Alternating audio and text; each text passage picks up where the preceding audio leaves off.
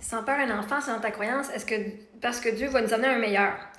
C'est pas que je vais avoir un meilleur mari, c'est que moi, je suis élevée. Vois-tu, quand mon mari est arrivé, là, moi, j'étais à un certain niveau. Et en passant, bienvenue dans ma nouvelle salle de bain, je dis, mais quoi donc, je vais vous faire une vidéo à la toilette dans ma belle salle de bain, pourquoi pas? Hein? Anyway, c'est la première vidéo officielle. Vous n'avez pas fini d'avoir des vidéos. Hey, ça résonne. Des beaux vidéos de salle de bain. Bref, anyway, c'est pas que tu vas avoir un mari meilleur, c'est que toi, tu vas avoir été plus élevé et tu vas recevoir des choses meilleures. Fait que moi, j'ai la croyance que les hommes ont une mission sur la Terre. Ils ont un rôle. Ils viennent sur la planète. Fait que même si j'ai dit c'est parce que Dieu il l'a tué, Dieu il amène du monde, puis Dieu il en enlève. OK? Et whatever. Ceci dit, ton homme choisit son chemin. Ton homme, que tu sois un enfant ou pas, c'est que l'homme d'Éric, son rôle, c'était de venir apporter de la joie dans la vie du monde puis de les élever. Moi, à un moment donné, quand j'étais avec Éric, avant je suis avec Éric, j'avais pas confiance en moi, vraiment pas. Et là, avec Éric, son rôle, c'était de venir m'élever et élever les autres avec qui qu'il avait rencontré. Son rôle, c'est de venir m'enfanter. Je trouve ça lettre le mot enfanter, mais il est venu, c'est pour utiliser un terme plus approprié que au l'autre bout. Fait que son homme, là, ça disait, moi, ma mission de vie, moi, j'ai la croyance que nos hommes ont des contrats.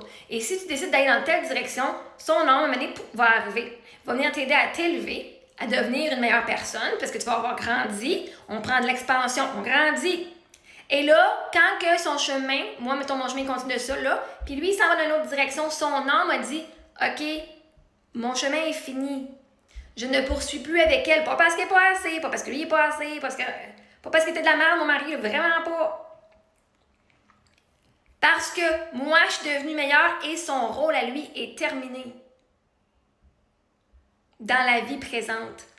Parce que moi, si je continue de grandir, moi, me faire voir, c'est pas un problème. Lui, pour lui, c'était pas nécessairement ce que lui, il voulait. Fait que soit lui aurait été inconfortable avec moi, ou moi, j'aurais été inconfortable parce qu'un des deux, on n'allait pas grandir comme notre homme voulait. Fait que s'il y a un enfant qui meurt, c'est parce que l'âme de cet enfant-là a décidé qu'il venait donner de l'amour à ses parents, à sa mère, à son père, pour le temps qu'il était là. L'affaire, c'est que vous voulez garder le monde tellement dans vos vies, genre, oh my god, faut tout que je fasse, au lieu de dire, son âme, c'est ce qu'elle vient faire. Parce que l'affaire, c'est que même si tu fais tout pour garder une personne, si tu peux partir, elle va partir. Mais tu peux aussi ne rien faire et la personne va rester dans ta vie pendant des années. Elle va t'aimer de façon inconditionnelle. Il n'y a rien que tu vas pouvoir faire pour t'en débarrasser, OK?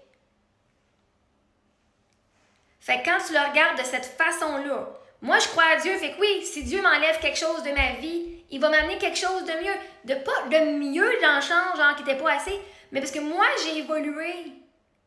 Avant, quand j'avais pas confiance en moi, il y a un match parfait, man. Là, j'ai confiance en moi, puis je m'exprime, et ça veut dire que son homme à lui n'était pas prêt à devenir la personne qui était un match à moi. Donc, moi, comme j'ai une fréquence, l'univers va m'amener quelqu'un d'autre qui est un match à la version de moi que je suis vraiment authentiquement. Et dans le but, le meilleur. Parce que moi, j'ai fait beaucoup de travail sur moi pour aller dire que c'était, c'est une raison, et j'ai trouvé une bonne raison. Puis pour moi, la spiritualité a vraiment fité tout ça. La raison en disant, OK, moi, d'être la personne qui va être vue, puis qui va être populaire, puis qui, tu sais, moi, je le vois, ça fait longtemps là, que je le voulais, ça, d'être une personnalité publique. Mais Eric, c'est pas son style, pas en tout, mais pas en tout. Puis ça a été difficile de dealer ensemble. Puis j'avais fait tous les scénarios. OK, si, mettons, il est encore en vie, puis que je deviens la personne que je suis, on serait pas restés ensemble. Pas de même. Moi, je vais commencer à mettre... Tu sais, avant, je parlais pas. J'étais la people pleaser. OK, mon mari, il sait ce qu'il fait, mais même sa famille me manquait de respect, il disait pas rien. En tout cas, il mettait pas son pied par terre. Et moi, ça me faisait chier en esti, là. Mais à cette heure, t'as garanti, il n'y a plus personne qui va me faire chier chez nous. Fait que ça, on aurait resté ensemble, puis qu'il aurait continué sans lui-même évoluer. On n'aurait pas fini ensemble. Mes enfants auraient été dans une famille divorcée. Une semaine, je fais maman, une semaine, je fais pas. Moi, j'aurais resté dans le nord de l'Ontario pour être sûre que mes enfants aillent avec leur père. Moi, il m'avait même dit, ah non, moi, j'avais pensé si on allait se divorcer, que je te donnais la garde à 100% des filles. OK, mon mari, il voulait que moi, je garde les filles à 100%. Il allait même pas prendre 50%. Moi, j'ai dit que je me serais battue pour tes 50%, là. Lui disait, moi, je crois que les enfants méritent d'être avec leur mère tout le temps. Je me serais battue pour lui donner 50% pour être sûr que mes filles ne manquent pas de leur père. Chris, il a manifesté que j'aille 100%. Tu peux pas comprendre. Moi, quand j'étais voir la manifestation, j'étais assis, dude, tu l'as vraiment littéralement manifesté que j'ai 100%. Sauf que là, vois-tu, si on se divorce, mettons, puis il me donne 100% de la garde partagée, ben, il me donne la garde entière. Ça veut dire quoi au sujet du père? Le monde va venir le bâcher. Oh my god, mais quel père ingrat. Oh my god, il devrait vouloir faire 6 enfants. Là, tu aurais la belle famille qui dirait on veut voir les petits enfants. Il aurait été dans une position vraiment, genre, inconfortable pour lui. Il aurait été jugé parce que lui, d'aller dans ses valeurs, que la mère, c'est la personne la plus importante dans la vie des enfants, il aurait été blasté. Alors qu'il fait ce que lui était mieux dans ses valeurs. Là, si lui, il aurait décidé d'aller en Australie, dans un autre pays pour travailler dans les mines, autre que de rester dans le Nord, parce que la seule raison qu'on était à tes mines, c'est parce que moi, je voulais être proche de ma famille. Sinon, on avait le choix d'aller en Australie. J'ai dit, je préfère, mais ma famille ne viendra pas me voir en Australie. Des fois, j'étais niaiseuse. J'aurais dû choisir l'Australie. Anyway, mais tout ça pour dire que lui, c'est ça qu'il a dit avant de mourir. Il dit, moi, si on se divorce, on allait divorcer. J'avais jamais pensé me divorcer, moi-même. Ça, j'ai fait, il a même fait un scénario dans sa tête. Anyway, fait que vois-tu, il aurait été de père ingrat, mes filles auraient vécu de l'abandon parce que si leur père les abandonne, ils vont dire, je suis pas assez, mon père n'est même pas capable d'être avec moi. Alors qu'il aurait fait pour que ce soit juste parce qu'ils croient que leur mère est incapable.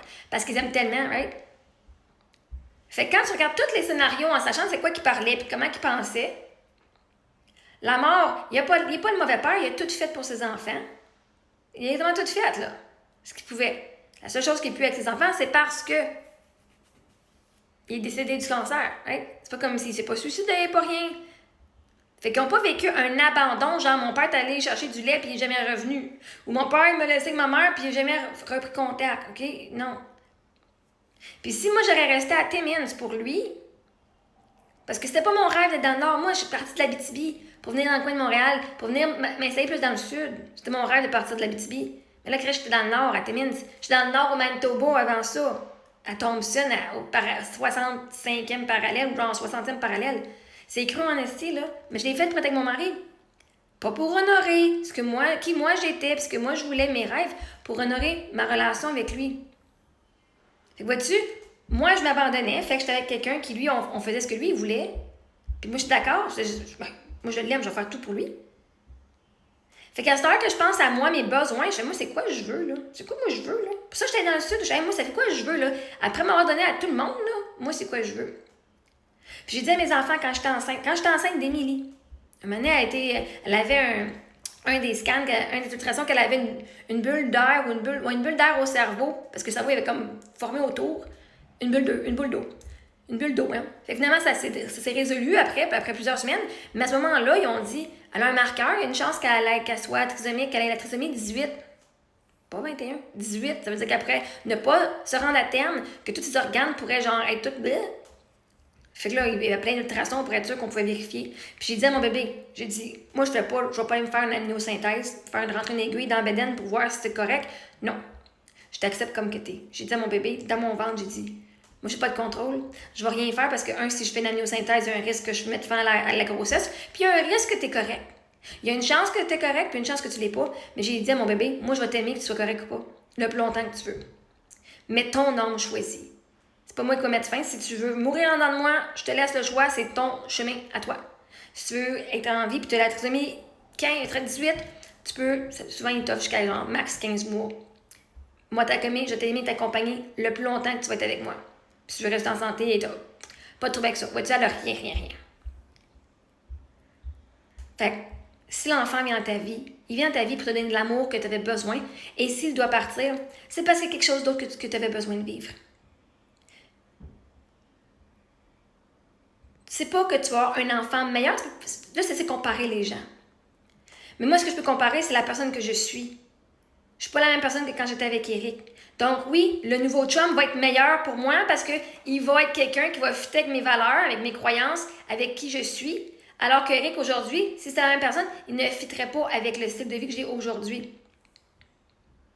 Fait d'une façon, c'est meilleur parce que moi, je suis une version de moi que je suis, que je veux être. Et je vais attirer quelqu'un qui va être un match à qui et qui va honorer qui je suis, pas genre être trouver ça cringe qui je suis. Tu peux pas comparer Eric avec une autre personne. On peut pas comparer personne.